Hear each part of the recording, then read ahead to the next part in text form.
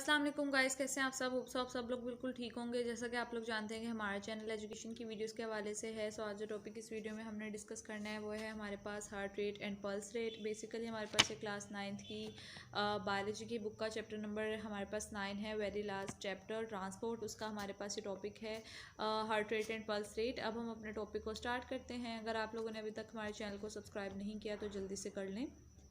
हमारा टॉपिक है heart rate and pulse rate. Heart rate is the number of times that the heart beats per minute. Heart rate का मतलब होता है number of time, जितने time में वो जो हार्ट है बेसिकली बीट करता है उसे हम हार्ट रेट कहते हैं। एट रेस्ट और ड्यूरिंग नॉर्मल एक्टिविटीज़, रेस्ट में या फिर नॉर्मल एक्टिविटीज़ के दौरान normal heart rate is 70 times पर minute in man and 75 times पर मिनट इन वुमेन। जो नॉर्मल हार्ट रेट होता है वो 70 बार होता है मैन में और 75 टाइम्स जो होता है वो होता है वुमेन में।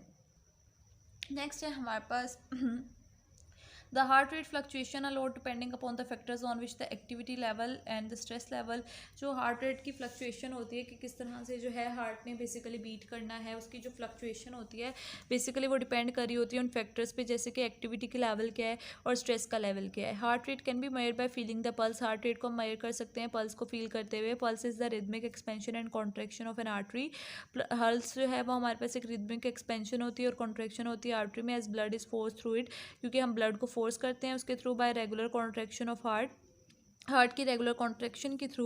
Pulse can be felt in areas where artery is close to the skin, for example at wrist, neck, groin and top of the foot.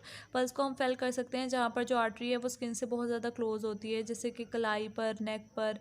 ठीक है, most commonly people measure their pulse in their wrist. बहुत से लोग जो हैं basically इसको अपनी कलाई से ही देखते हैं।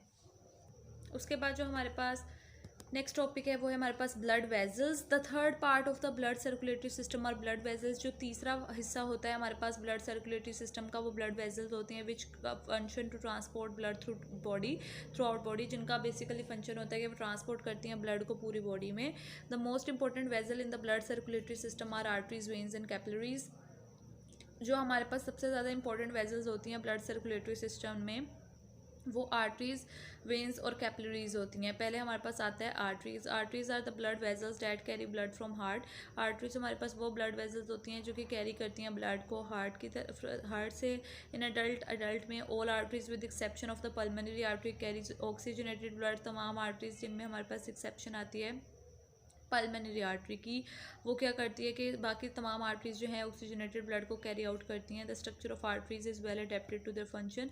जो स्ट्रक्चर होता है आर्टरीज का वो उनके फंक्शन के अकॉर्डिंग ही अडेप्ट किया होता है। The walls of an artery are composed of 3 layers. जो वॉल्स होती हैं आर्टरीज की वो 3 लेयर से मिलकर बनी होती हैं। The outer most layer is made up of connective tissue. जो आउटर मोस्ट लेयर होती है वो कनेक्टिव टिश्यू से मिलकर बनी होती है।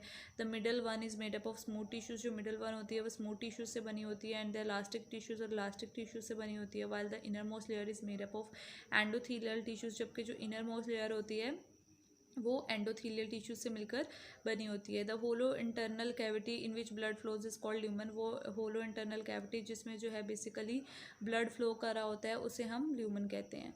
When arteries enter body organs, जब जो आर्टरीज है बॉडी के ऑर्गन्स में एंटर करते हैं, they divide into smaller vessels. तो वो स्मॉलर वेजल्स में बेसिकली डिवाइड हो जाते हैं, नोन एज आर्ट्रियोल्स, जिसे हम आर्ट्रियोल्स कहते हैं। ठीक है, उन स्मॉलर वेजल्स में ये डिवाइड हो जाता है। Arterioles enter tissues and divide into capillaries. जो आर्ट्रियोल्स होते हैं वो डिवाइड हो जाते हैं और टिश्यूज़ में जो बेसिकली टिश्यूज़ आर्ट्रियोल्स जो हैं बेसिकली एंटर कर जाती हैं टिश्यूज़ में और वहाँ से वो कैपिलरीज में डिवाइड हो जाती हैं। होप्स आप लोगों को टॉपिक अच्छी तरह से क्लियर हो गया होगा। इस तरह की मज़ीद वीडियोज़ देखने के लिए हमारे साथ कनेक्ट रहें। अपना बहुत ज़्यादा ख्याल रखें। अल्लाह हाफिज़।